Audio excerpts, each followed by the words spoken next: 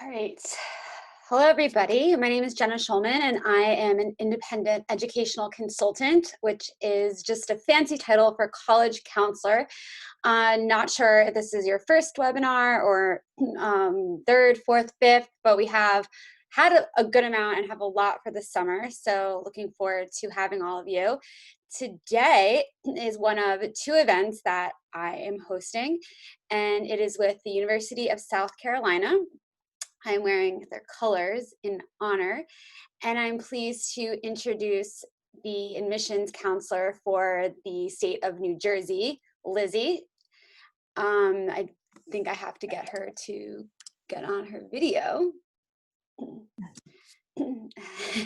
There she is. I just want to say one more thing. I'm going to monitor the Q&A right here. So Lizzie, she'll present, and then we can do questions and answers after. So if anyone has any questions during the presentation, after the presentation right now, feel free to type them in, and then I can ask Lizzie them at the end.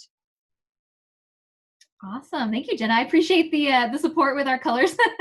And are you okay with me sharing my screen? Yeah, of course. I think I have to give you access. I just changed it on Zoom. Okay, there we go. Cool. Awesome. Well, thank you again. Hi, everybody. My name is Lizzie Strauss. I'm a regional representative located in northern New Jersey. So I handle a lot of Somerset County and above.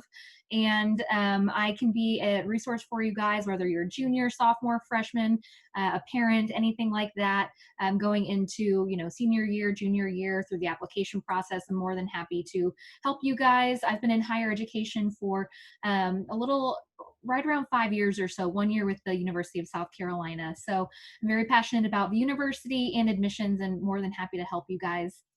What I wanted to do today was just kind of go over some information about Columbia in general. I know we're kind of in a crazy time right now where you guys might not be able to get to campus and aren't sure when that will be a possibility. So I want to be able to provide as much information about campus and Columbia, South Carolina in general for you guys. Hopefully in the future you'll be able to visit and see it for yourself and see how amazing it is. But then I'll go over a little bit of information about admissions, some information that is on our website, but also I'm more than happy to answer any questions that come up throughout the presentation as well. So let's see if we get started.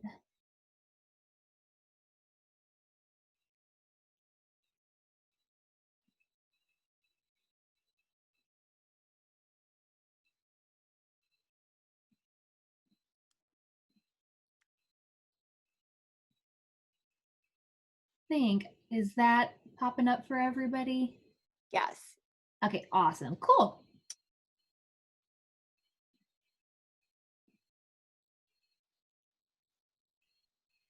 All right, so we'll go ahead and get started. So like I said, today will be mostly about some of the resources available on campus for you guys. If you've already been to campus, that's awesome.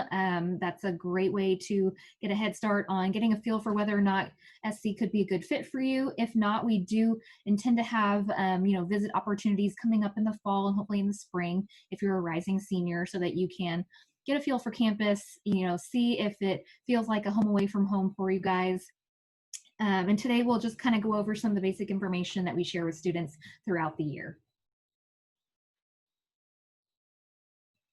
So we'll go ahead and start with Columbia in general. Columbia is a fantastic college town to spend your college years, whether it's just for your undergrad or for a post-grad degree or for internship, spending the summers there. It's a fantastic college town. It is very centered around the university, which is going to be pretty large size public university. It's also going to be the capital of South Carolina. So there's a lot going on, a lot to get involved in, and a lot to do around that area. It is a slightly smaller town, maybe right around 130,000 people. But like I said, with that being the capital city, it's going to be very active. They know they have a large university with over 30,000 students that are looking for things to do, things to get involved in, fun things to see in the city. I would say that It's right around, I would say from Bridgewater, we're looking at right at 10.5 hours if you guys want to make that drive, which is definitely doable.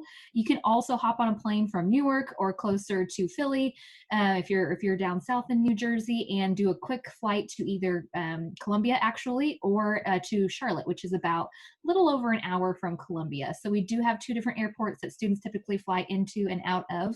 I've done both, and both are very easy from the Newark airport. Also, doing that drive is not so bad either. Some students may want to split that up and do a day of 5 hours, another day of 5 hours. I personally did not attend USC, but I did attend college that was 9 hours away from my home. And I will tell you this, speaking from experience, you don't even notice it once you get to campus. You kind of find that home away from home, like I mentioned, and it's kind of fun to make that road trip to the place that you chose as your college. But just keep in mind, it is very easy to hop on a plane, whether you have family coming to visit or friends, or you're going home quickly for a Thanksgiving, Christmas, or spring break.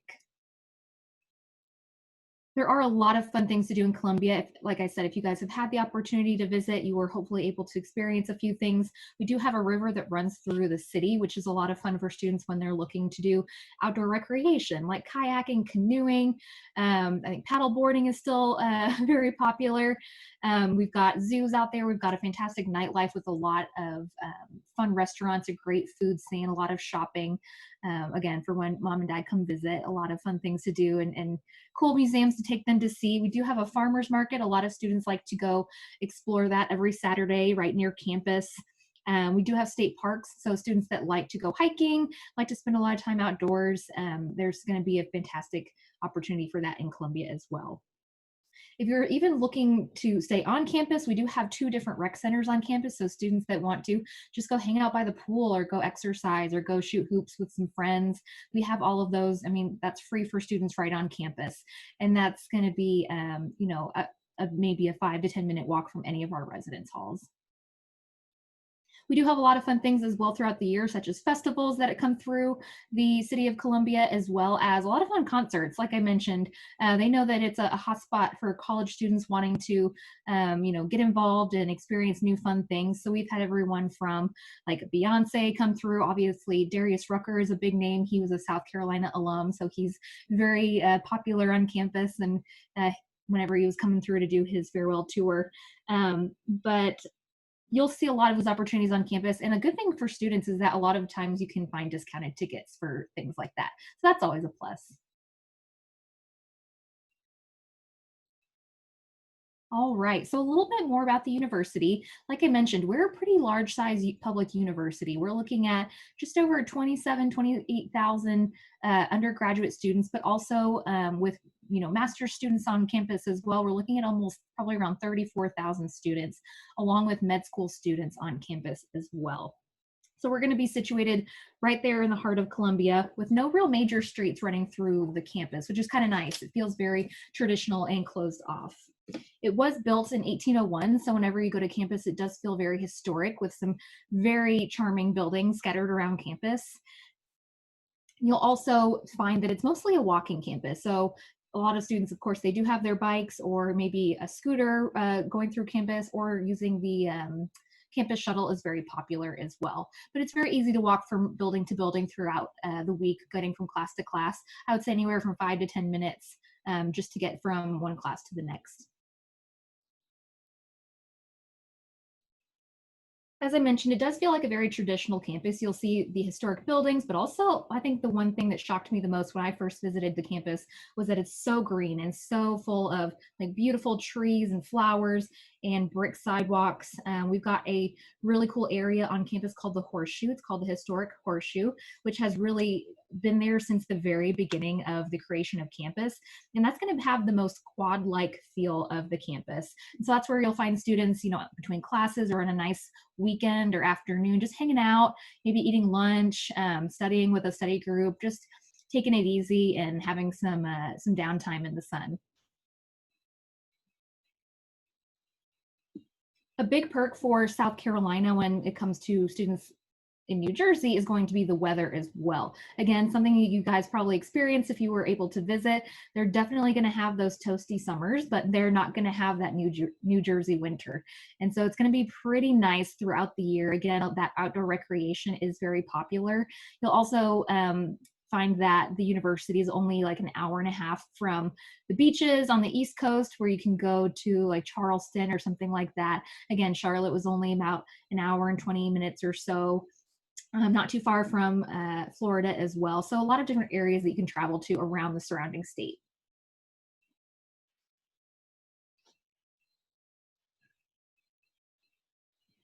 So we'll touch a little bit on academics. So we are one of 2 Carnegie Tier 1 research universities, and so that's a big plus for the University of South Carolina. We do have right around, I believe it's 80 or so majors, and 56 of those are nationally ranked programs. That's actually going to be a mix of undergraduate studies and postgraduate studies. So a lot of different areas, and we're going to touch on some of those in a moment. But as far as being such a large university, we do have a pretty small student to faculty ratio. That's going to be that 17:1. And most of our classes are going to have less than 30 students. So that's always a plus. Of course, we do know that this upcoming year is going to be a little bit different, but for the most part, they like to keep those classes small and provide that one-on-one time with your professor for the students. And again, we will touch a little bit more on some of the majors in a little bit.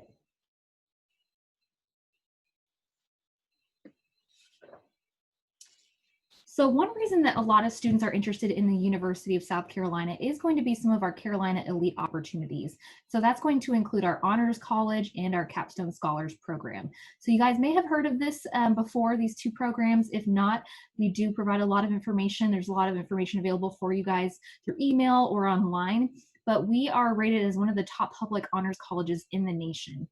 And that's going to be for a variety of reasons, varying from the professors that are teaching the classes to the academic opportunities like internships and postgraduate job opportunities and some of the research opportunities available starting freshman year. So if you guys are interested in this, we definitely encourage you to do some research on it. There is a separate application for the Honors College. That is something that becomes available to students once they submit their general application as a senior in high school. And so this does require separate letters of recommendation as well as a resume. And then we go through a separate application review process there as well. We do have about 500 students that enroll into the Honors College every year. Capstone Scholars is another opportunity that we provide students. That's going to be a 2-year program as well. So this isn't a separate application. However, it is an invitation-only program. So while the Honors College will be a 4-year program, the Capstone Scholars program will be 2 years. This is going to be another fantastic opportunity where students can live in a specific residence hall with other Capstone Scholars, but they also have specific service opportunities, study abroad, special classes that just Capstone Scholars are able to be participating in. And so it's a great way to build a network and community on campus right away.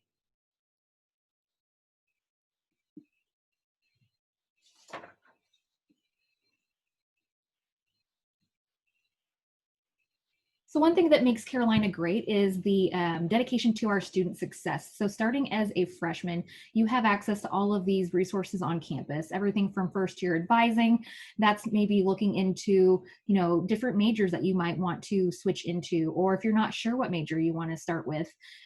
Also, if you're wanting to do a double major or a minor, we have lots of opportunities for students to look into that, meet with an advisor, get a little bit of information about how to work that into their schedule. And also tutoring, success consultations. You'll have the opportunity to do mock interviews and look over resumes and, kind of get some edits there if you're wanting to make that resume stand out and look sharp going into a postgraduate life. So all of that is right there on campus for you guys. And you just, can sign up for a meeting with an advisor. And that actually starts as early as orientation. Once you start as a freshman, you start meeting with an advisor, talk about what the next 4 years are going to look like and how we can make it, fit into what you want it to look like.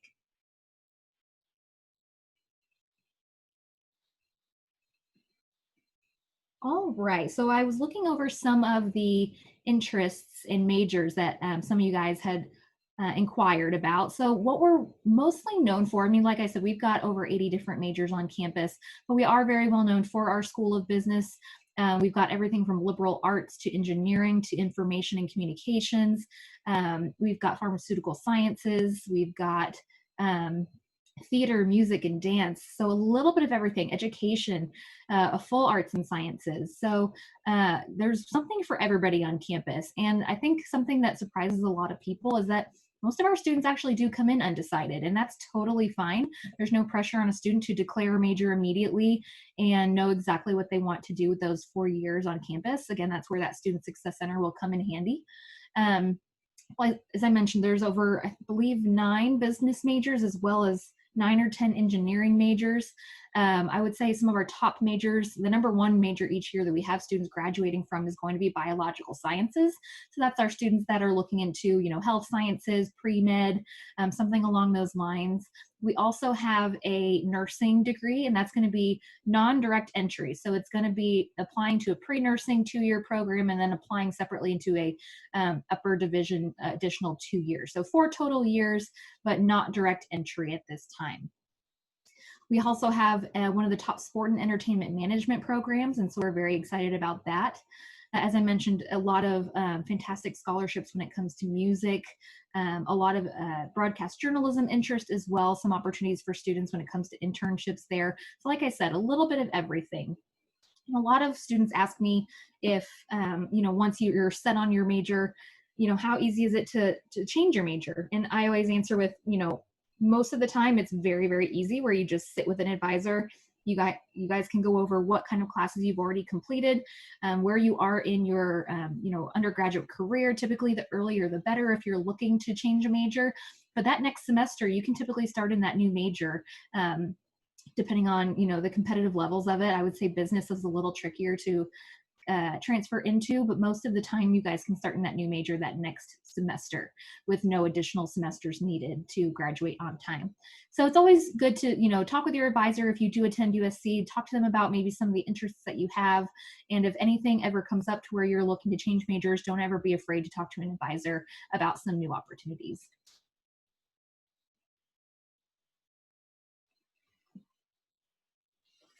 All right, we can talk a little bit about study abroad. So a lot of students have these questions. We do offer study abroad. Typically, students will like to do this in maybe sophomore or junior year. We do have a lot of different options. Students can go for a full fall or spring semester. If you don't want to miss that full semester on campus, you can always do something like a Maymester, which is maybe around 2.5 to 3 weeks after that May or spring semester is over.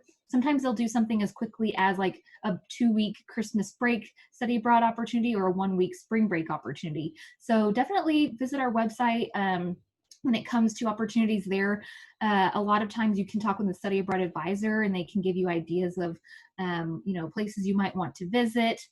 Some of these majors, for one example, is going to be international business. Some of them do require study abroad, and so it's always good to know that ahead of time and kind of know if there's a summer or a semester in your career or undergraduate career where you could fit in a full summer or semester of study abroad.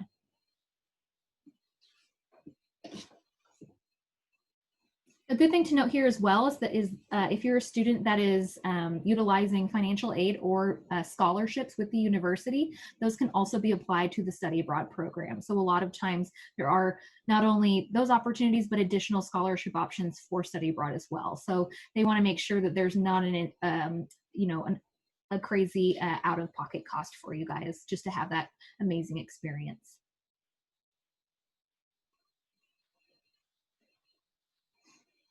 All right, so I definitely want to talk about student life because I think a lot of people who haven't been to campus yet want to know a lot about, what is it like to be on campus as a student? And I want to touch on, we do have, if you guys have a view book from us, you probably have seen the picture of our pool before, which a lot of people think looks like a resort pool, but that's going to be, as I mentioned before, in our rec center that's right on campus. So it's right next to our Greek village, so a short little walk from from the residence halls.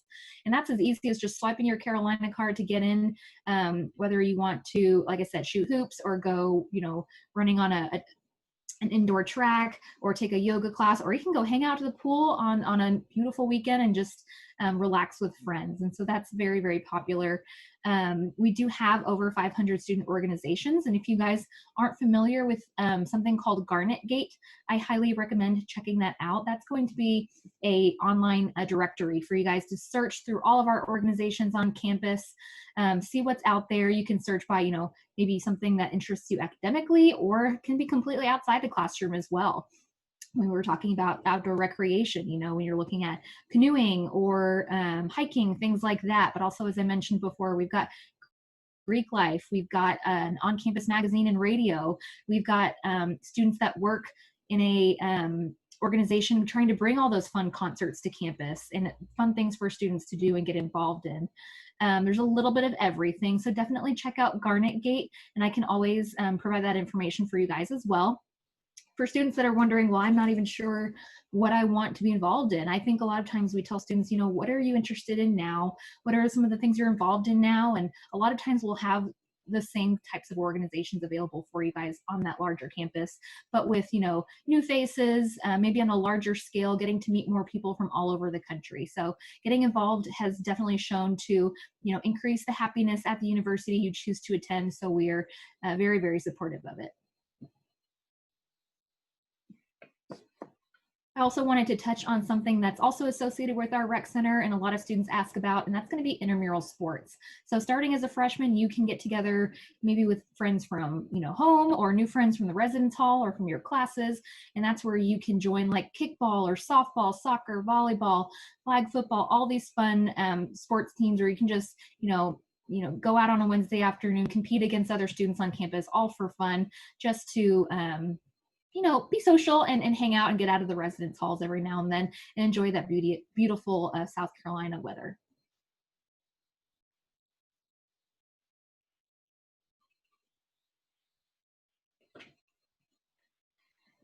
So this kind of ties in with our last slide as far as, things to do outside of the classroom. Intramural sports are definitely very popular in our rec center. We also have our rock wall. A lot of students like to be out on the river throughout the summer and the fall whenever it's nice out. We do have some state parks as well. So a lot of students like to be just out in nature and enjoying that nice part of the state. But there's going to be a lot available. It's just pretty beautiful there. I think it's they say 222 days of sun throughout the year. So you're not going to have any, crazy snowstorms down there, but you'll have a beautiful fall and a nice spring.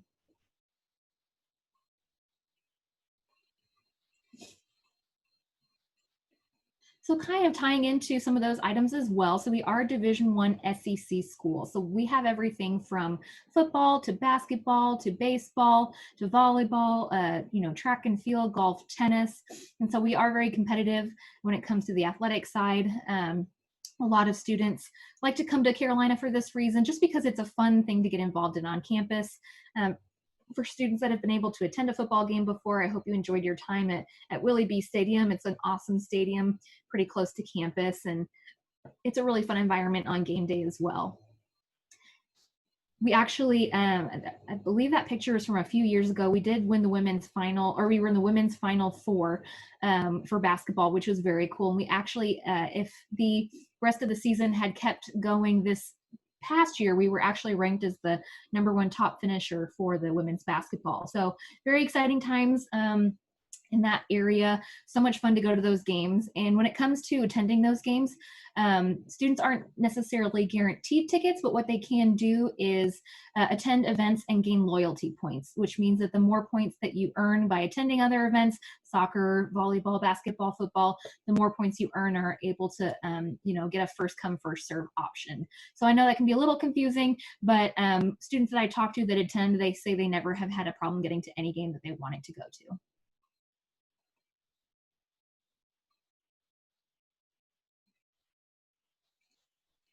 So just tying in a little bit of what we started with, like I mentioned, right around that 35,000 total students each year.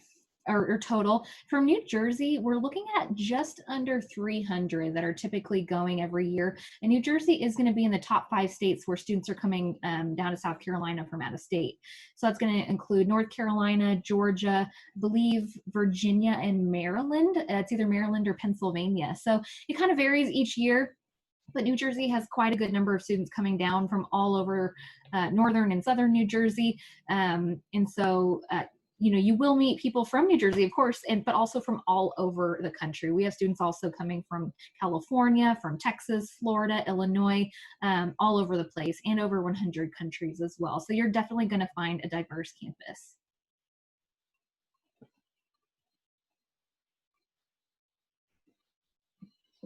And I just wanted to touch briefly on our admissions. And so this is, I believe, last year's information, as we're still updating our current admissions profile. But this year, our non-resident or out-of-state average, when looking at the SAT, was right around a 1340, and that's going to be a super scored SAT.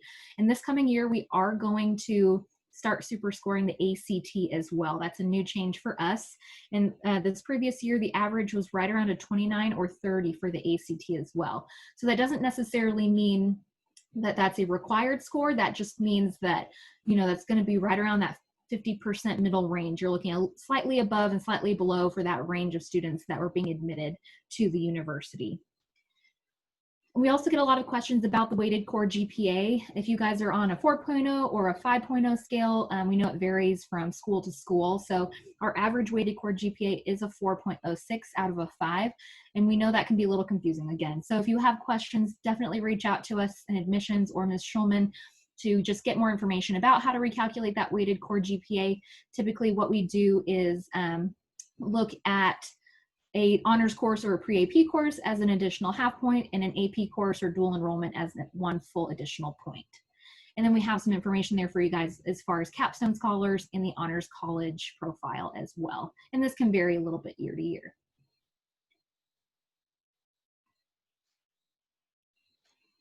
And then I just wanted to end on my information. If you guys have any questions, you can always reach out to me. I'm one of 2 of the New Jersey representatives. And we also have representatives in over 15 different states. And so you can always reach out to me with any questions that you have. I'm more than happy to help out. I also wanted to let you guys know if you are either a rising senior or junior, we do have virtual events going on this summer, whether it's an academic information session or an admissions information session. We do have those kind of scattered throughout the summer. If you've already attended one, that's awesome. I'm sending a virtual high five because that's a great way to start the college search process. And we'll continue to offer those throughout the fall as well. So if you guys have any questions, you know, definitely reach out to me via email or phone, and I'll be happy to help. Thanks, Lizzie. That was great. So we definitely got some questions in the Q&A. So I'll just go there a little. There's a lot of variety here, so it's not like one single theme. So I'll go from top to bottom. The first one from Hannah: when does the school anticipate resuming in-person tours? I'll be traveling to South Carolina in August and wondering if it's at least possible to just walk around and do a self-tour if allowed. Great question. That's something that we get every day right now. As of right now, we aren't technically encouraging visiting campus until South Carolina is back on a normal, I think, a more normal atmosphere.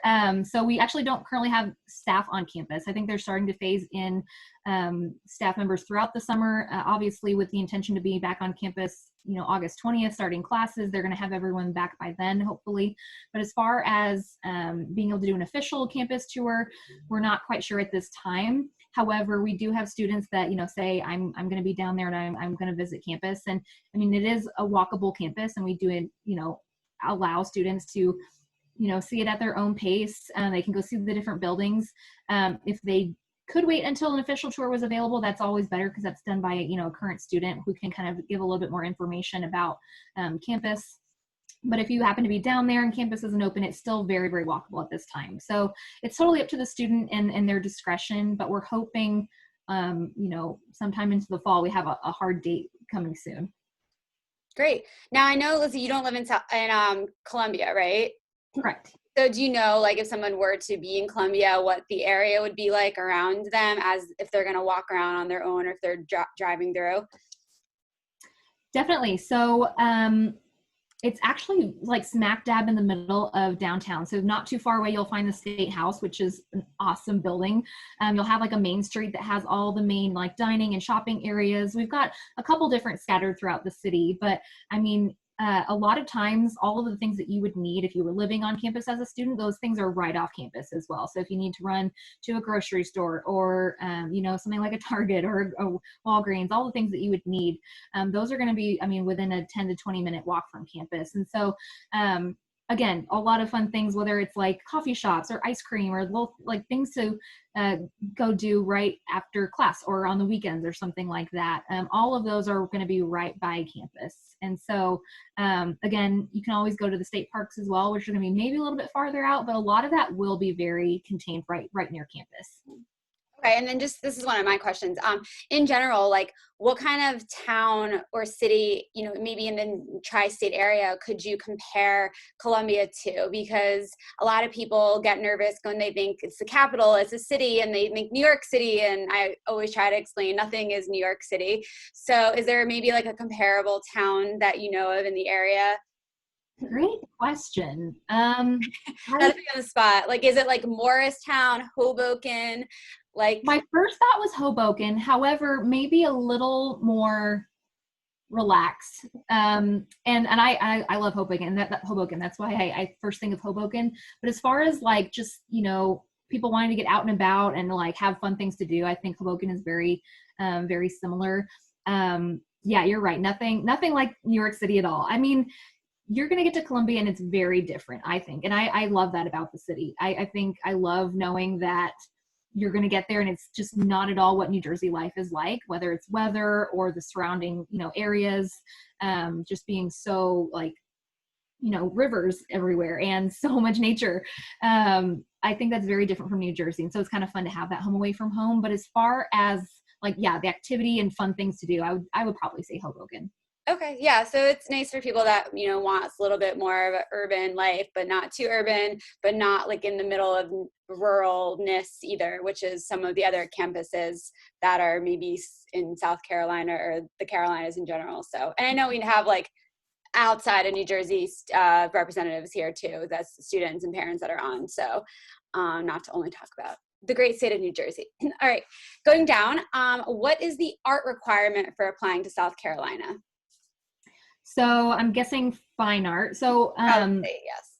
yeah, so we do require one fine art credit, and that would be like one full year of a fine art.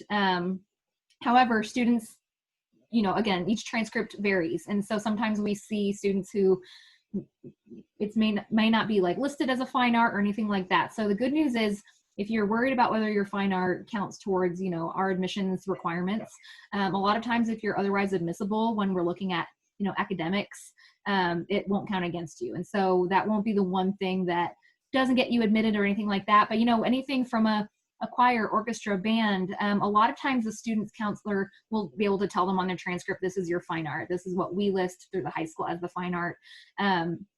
Computer science, I know that can kind of be confusing for students because on our website, I think we say, recommended to have a computer science, but that's definitely not, our only option. But otherwise, we do want this to see that on there, but it wouldn't deny a student.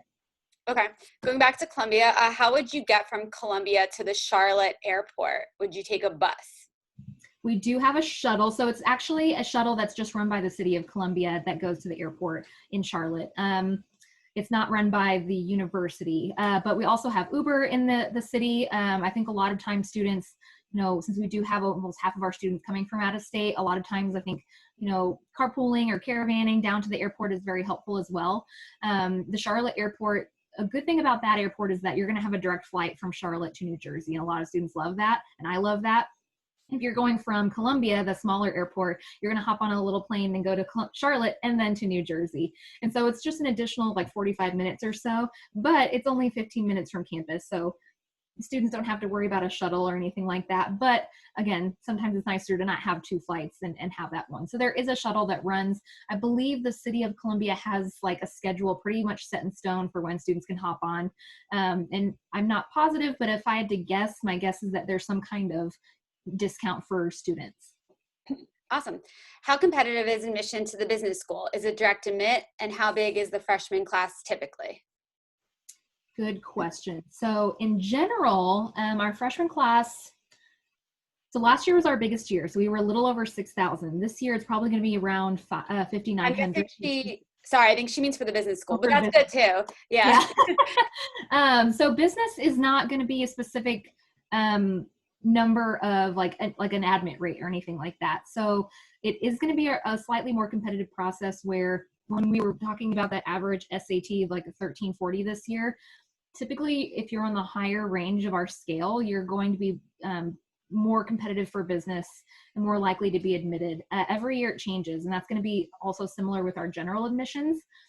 What we do is we review all of our applicants and kind of see where the test score range falls, and then we're able to see from there, you know, what kind of test scores and GPAs we could admit into the business school. So a lot of times what I tell students is, you know, looking at our profile, look at our averages, and if you know you fall, you know, on the slightly higher range of that profile, then you have pretty good chances of getting into the business school. I will also say, even if you don't get directly admitted into business, it's totally fine. We have a lot of students that transfer in as a sophomore or a junior. Again, that will be based strictly on GPA. So if you want to, you know, go ahead and, you know, knock it out freshman year, you know, you can do well in your classes, get that 4.0 or as well as you can. That's going to set you up for success if you really want to transfer into business. And so that's going to be with every major in business. International business is going to be the most popular one right now. We've also got, you know, marketing, economics, retail, sales management, a little bit of everything. But just what I typically tell students is, you know, the more competitive you are academically, the higher your chances. Awesome. A few people asked about the Jewish life on campus. If you want to talk about that. Yeah, I would probably point them towards Garnet Gate, which would be that organization directory. I don't have a lot of information personally on that organization, but they definitely have organizations available. I would definitely check out Garnet Gate. The good thing about that is that they probably link to some kind of website or contact information, or even social media, where students can kind of get a little bit more information there. Okay, and you're talking about the Jewish life, right? Yes. Okay, yeah, because I know that also for students there's like a Hillel too, right? I believe so. Yeah. Okay, I think it's like, I think there's 2%, 3% last time somebody told me. I think it was you. I forget. Someone told me in an email one time. But yeah, it's always good to just like for everyone just to check the Hillel website for the students, and then it's a good way to see kind of like the Jewish population and resources for students. Awesome. Does South Carolina have ROTC? Yes. Again, I would probably point them towards a specific organization.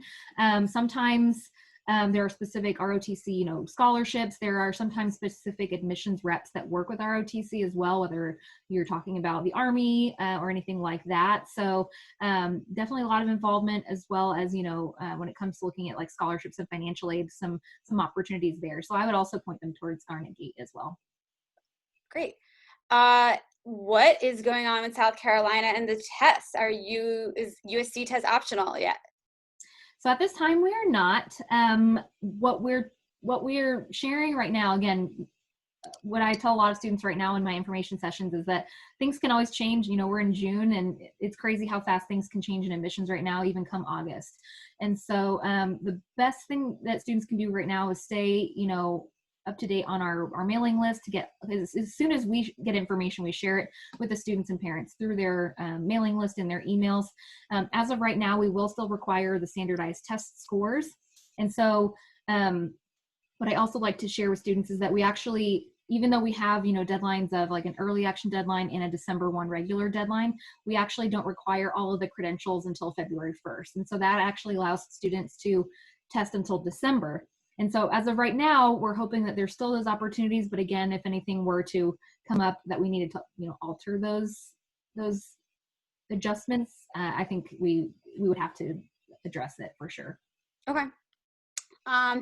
Can you talk about Greek life on campus? Is it a big part of campus? Do most participants live in the sorority or fraternity houses? Good question. So it's about, I think, 25 or 26% of students are involved in Greek life. And it's really cool to see like the Greek Village, which is right next to that rec center where we saw the really cool pool. So it's like walking distance.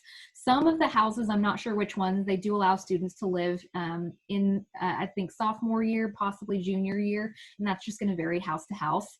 Again, the fraternity website is fraternity life website is very helpful. I will say, that is something that if students want to get involved in, they do have to register for that going into that freshman year of college. They have to register, go through the rush process. They typically move into the residence halls about 5 days early or so, maybe a little bit more, and go through that process that week before being on campus.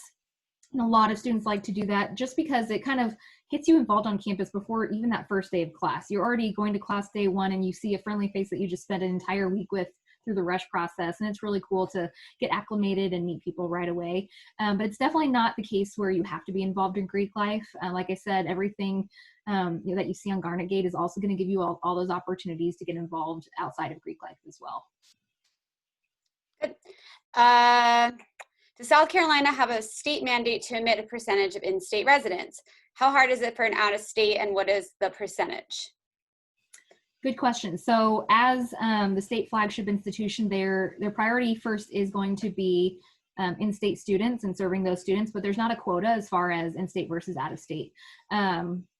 Typically, it's just under half and half, like 55-45 when we're looking at in-state to out-of-state. And that varies a little bit year to year, but it's going to be also, still based off that academic. So it's not going to be a specific number of students from New Jersey or North Carolina or New York or anything like that. We'll still look strictly at GPA test score and things like that. But it is going to, they do aim to serve South Carolina students first. Is it hard for a kid from New Jersey to fit in a big Southern school like USC? Not at all. Not at all. It's, I think, one of those places where once you get there, you realize this is my kind of place. Like I said, I think a lot of students, when I talk to them in person this past year, I'm like, oh, it's so different from up here. And they're like, oh, I know, that's why I want to go. That's why I want to go visit and why I want to attend. It's why it's my first choice. Again, there's a variety of reasons why students want to go, but definitely being a completely different part of the country and a different kind of state is a big draw. I think keeping an open mind is always helpful. If you know that being 10 hours from home would be a struggle, I think that's something to keep in mind as well. Or if you know that being 10 hours is no big deal, then you know that it can be, at the top of your list still. So the good news is, you can always come home. Like I mentioned, it's shockingly affordable to be able to hop on a plane from Charlotte to Newark.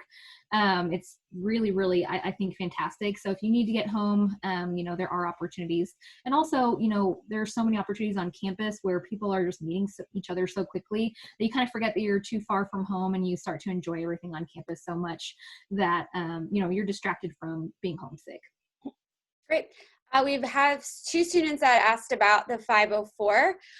So for students that don't know what that is, so basically accommodations for kids that have learning differences. So if student does come in with a 504 or even an IEP, what are the services available at USC? So we do have a Student Disabilities Resources Center, and that is something I definitely encourage students to look into. It is a application process as well for students. Again, I know the best information will be through their website just because it is, so distinct to an individual and what they're looking for. So whether that's, a specific residence hall or learning about specific classes and accommodations there, the Disabilities Resource Center is available on campus for all students. Okay. Are advisors easily accessible?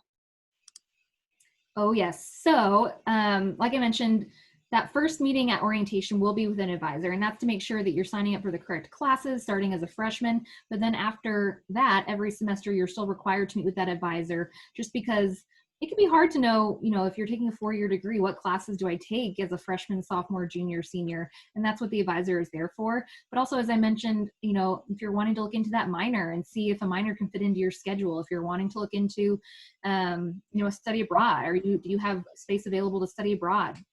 So typically they would require, you know, some sort of meeting where you can just email them and say, hey, I want to come in and talk to you about, you know, my degree, my program, everything that's going on, and they're very accessible. And again, you're probably that very first time at orientation, you'll meet with just an advisor for orientation.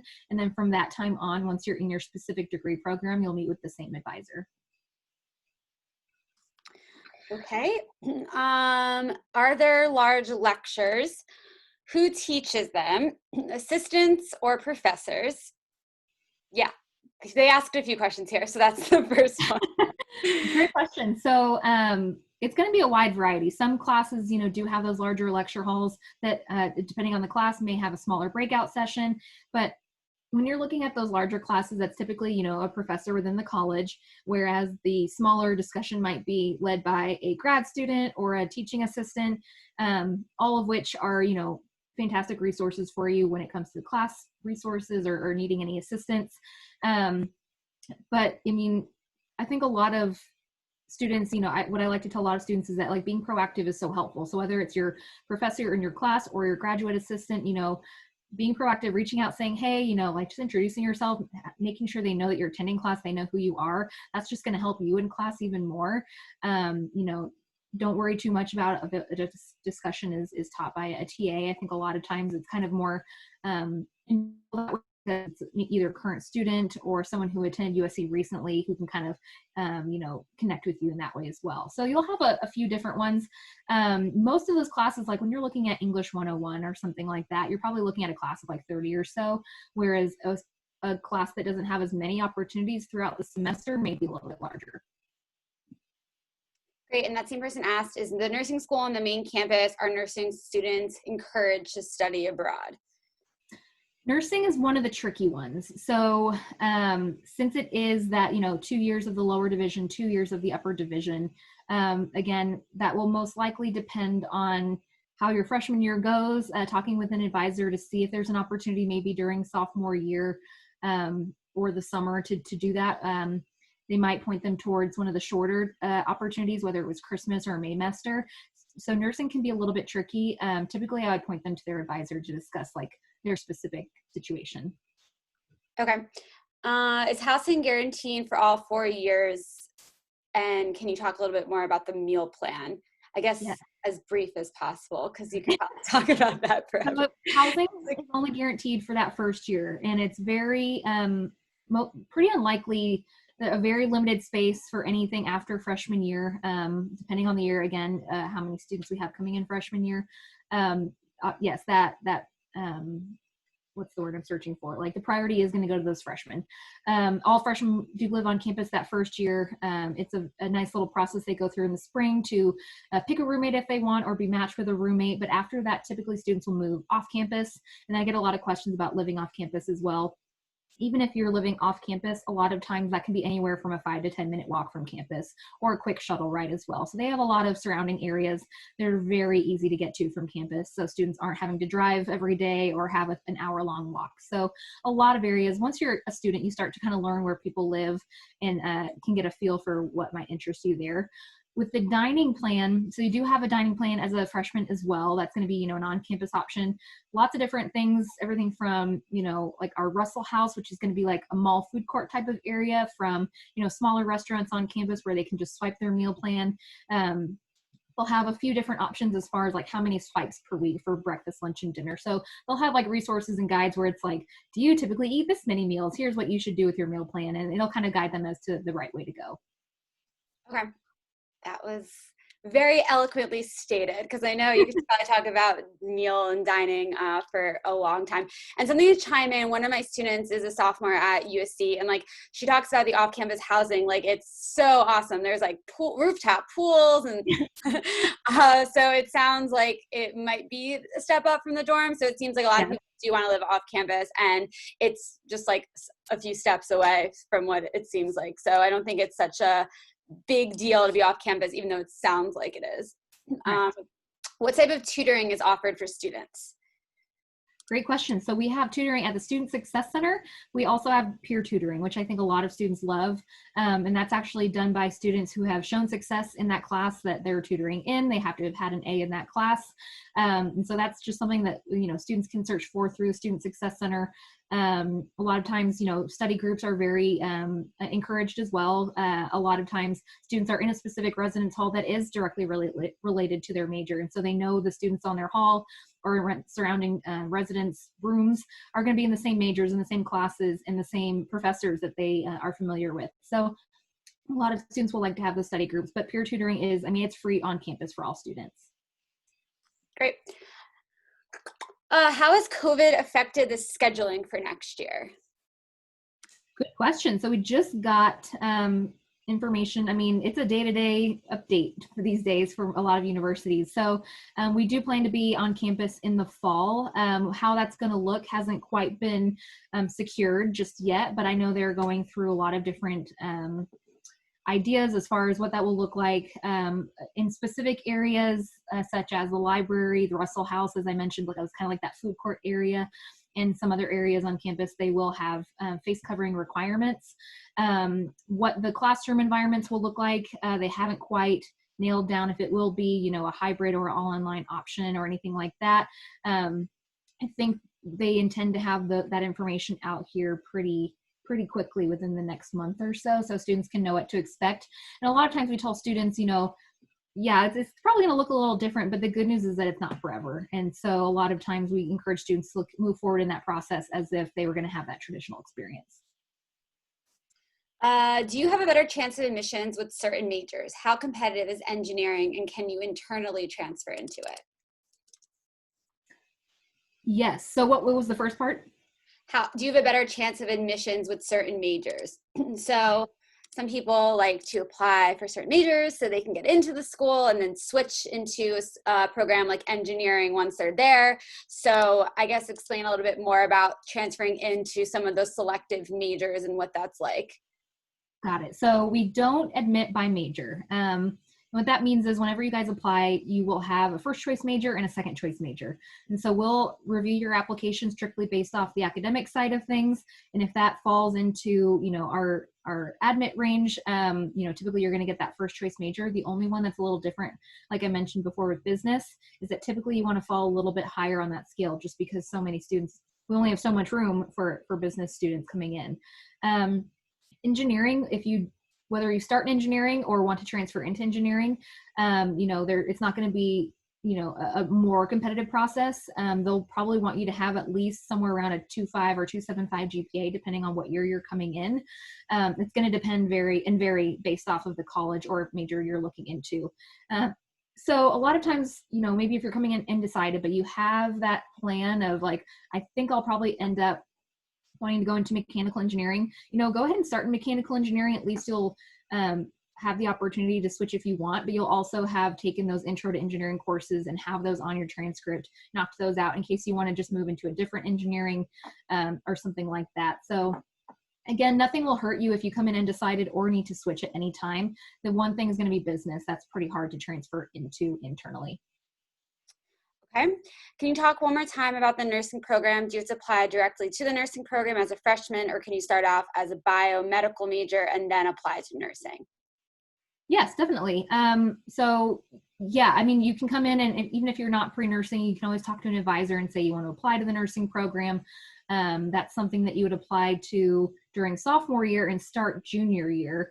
And so as long as you're aware of like some of those deadlines, they're going to have pretty hard deadlines where you have to apply to that upper division. And so if you miss that, you're going to be pretty much one full year behind and probably wanting to either, if you want to stick with it, you can and add that extra year or look into another option. But knowing that you're interested in nursing, knowing that ahead of time, talking with an advisor as soon as possible so they can let you know the right route to go is going to be very helpful, but it doesn't necessarily have to start with pre-nursing. So like I said, coming in, it's okay if you're not, but it is a specific sophomore year application process. How large is the psychology program? Is that tough to transfer into?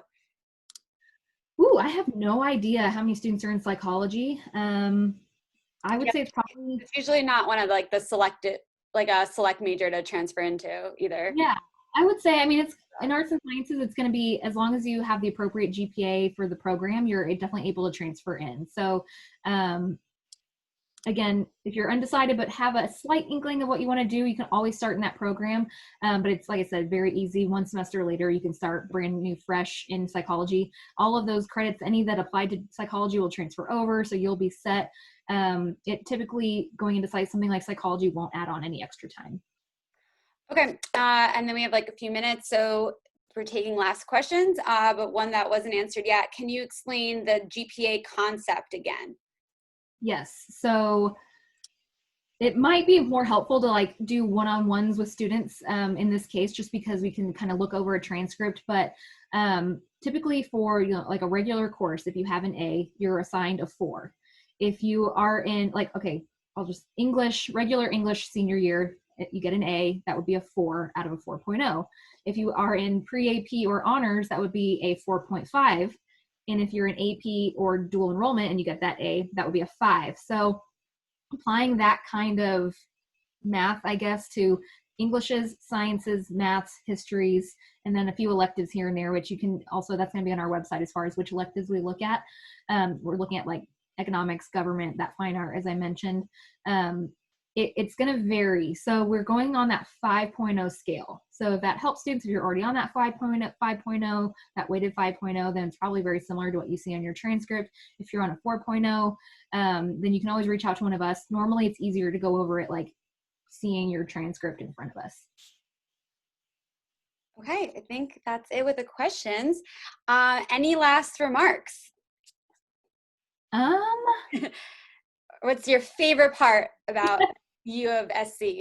I get that a lot. I always say it's Columbia, and I know that's just corny, but it is a fantastic city. And like I said, even though I didn't attend the first time I went there, I told myself, I was like, I wish I went here. This is so cool. I don't want to leave. I love it every time I go back. It's such a cool part of like the state. It, like I said, so different from New Jersey. It is so fun to see that area. And also just the vibe of campus is so fun and friendly and welcoming. Like it is that Southern hospitality that it seems cliche, but it's so you know, so welcoming and open there. I love it. Awesome. So I think that concludes South Carolina. I just wanted to put a plug for the rest of the week. Tonight, as in 30 minutes from now, we have a presentation that's not a specific college that we're spotlighting. So really the only one that's not a specific college, and it's titled How to Take Advantage of College Applications This Summer. So if you feel behind and want to get ahead in 30 minutes, click on the same link and come join me and my colleague. Tomorrow night, we are spotlighting another South Carolina university, this, I guess, a rival, Clemson. I kind of laughed when I did that back to back. That's tomorrow at 6 p.m. Thursday at Tulane and Northeastern, so we have a little bit of a double dose. So if you haven't gotten the links or sign-up forms, please email me, info@jscollegeconsulting.com. You can Google my name and find my website. But thank you so much, Lizzie. This was super helpful. I'm sure I'll be continuing to send a lot of students your way. And everybody have a great rest of your evening. Thanks again. Bye.